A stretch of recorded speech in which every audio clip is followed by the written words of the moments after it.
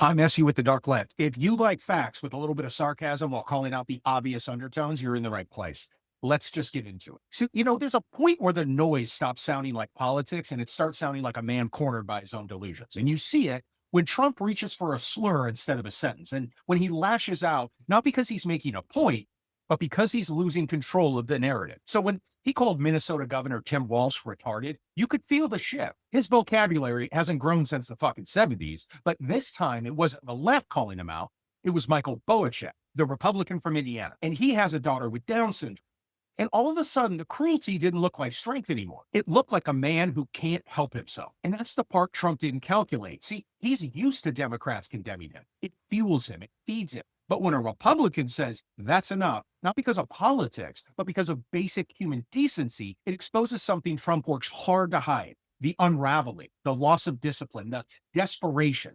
Then, as if insulting a governor wasn't enough, he claimed Minnesotans are hiding in their homes, afraid to go outside because of migrants. He says that they turned the state into some dystopian nightmare. Meanwhile, Minnesota's over there, ranked among the best states for quality of life, health outcomes, and education, and safety and economic strength. People aren't locked inside. They're living their lives. It's Trump who's trapped. He's trapped in this fantasy where fear controls people because fear is the only tool that Trump actually trusts. And that's where this episode lives, at the intersection of rhetoric and reality, where Trump keeps throwing matches at the country, hoping something burns, and the rest of us are left sweeping up the ashes of the stories he invented. So let's dig into those stories. First, Trump's Thanksgiving message should have been something harmless, like, hey, hope everyone has a good day. Instead, he turned it into this manifesto. He attacked Biden's vetting. He blamed migrants for every social issue, from hospital wait times to the price of eggs. And then he used the DC National Guard shooting to demand mass deportations while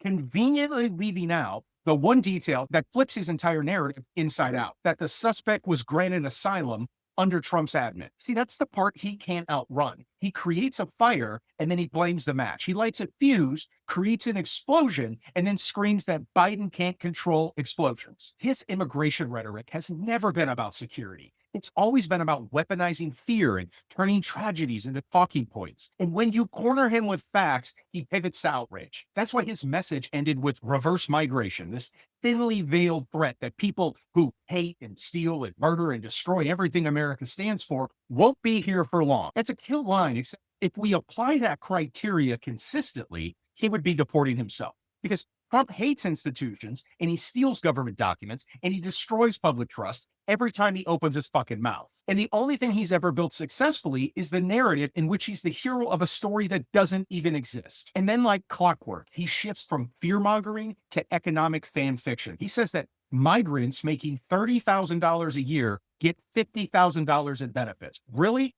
Where is this program? Show me the application. Americans would trample each other like a Black Friday in the 80s to get in line for that deal. He just makes up a number and then he says it with confidence and then he waits for the crowd to nod like synchronized bobbleheads. This is the core of Trumpism. If a lie feels good enough, if it doesn't need proof, he can invent an entire economic ecosystem that exists only in his imagination. And because it confirms the fears that he's planted in the heads of his followers, they're going to defend it harder than they'll defend their own paychecks. Meanwhile, the real numbers never match the fantasy because the fantasy was never designed to match them in the first place. But he doesn't stop at economics. He slides into historical cosplay, like someone trying to rewrite a high school textbook with crayon. He claims America was perfect after World War II because immigration was low. In reality, the middle class exploded because of the GI Bill and union strength and government investment and a tax rate on the wealthy so high, Trump would have lost his shit if he ever saw it.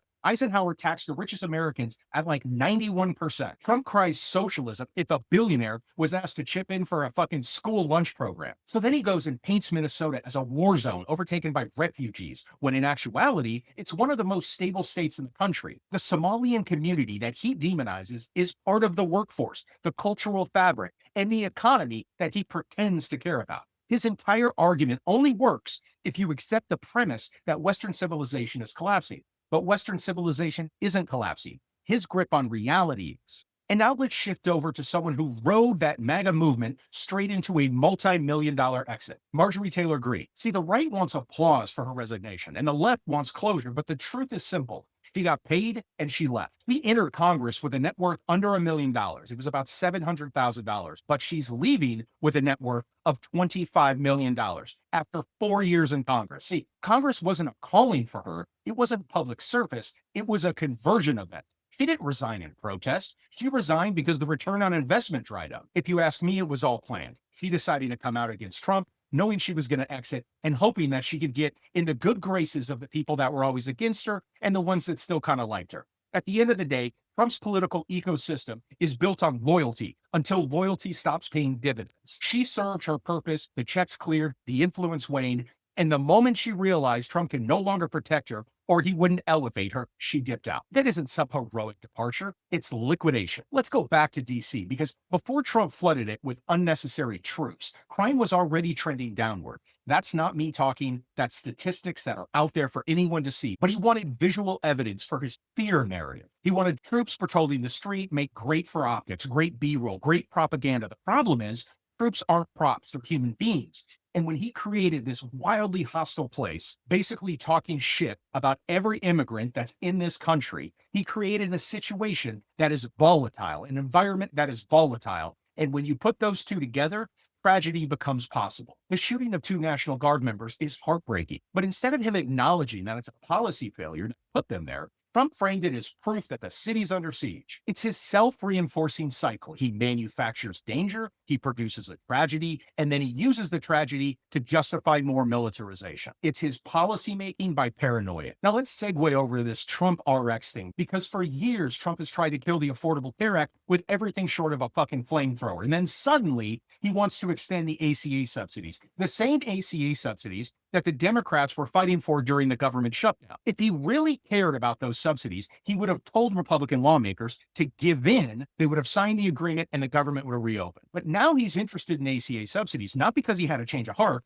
but because he's launching TrumpRX. The moment you attach personal business interests to healthcare policy, the entire landscape changes. Extending subsidies keeps more people insured. And more people insured means more prescriptions, and more prescriptions means more customers for his new venture. And if you haven't noticed by now, this is how Trump works. He doesn't pivot from morality, he pivots to monetize. He creates a crisis that he can profit from, and then he sells himself as a solution. Extending subsidies is not about protecting families to him. It's about building a customer acquisition pipeline disguised as compassion. Trump has continued to gaslight people on the economy as well. The data shows that people are spending more for everyday items. He's the only one that seems to believe that America is doing better than it ever has. In one of his less talked about lies, he said that people's 401k have doubled since he got in office. Get fucked. And he can invent stories about migrant benefit programs and alternate histories, but he cannot gaslight people into forgetting how much pot roast costs. When his narrative collapses at the grocery store, no speech will save it. Now let's zoom out. What ties all this together is a pattern. Trump's entire political project runs on misinformation. He needs crisis, instability, and paranoia because those are the only tools he actually knows how to use. He insults a governor with a slur and gets pushback from his own party. So he retreats into fantasy. He weaponizes a shooting without acknowledging his own administration's role in the shooter's asylum. He blames migrants for economic issues that he invented. He praises a post-war America that existed because of policies that he would set on fire if they were presented to him today. Marjorie Taylor Greene turns on him. He calls her a traitor, and she takes her bag and she jets. And suddenly, he also supports the ACA subsidies because they can feed a business of his. And he misrepresents the economy because the data contradicts the dystopia that he's selling. The real story here isn't crime or migration or subsidies or even Minnesota. It's a man trying desperately to bend reality to his will because reality keeps on humiliating him. And let me say this in closing. The truth is this country isn't collapsing. His version of it is. And the more he tries to force the rest of us into that delusion, the more obvious it becomes who's really afraid of the truth. It's the man screaming about the enemies that he keeps inventing. As always, remember, I'm not the dark left. Together, we're the dark left. Please join me in helping call out the bullshit and bring some sanity back to the conversation. I will see you all next week.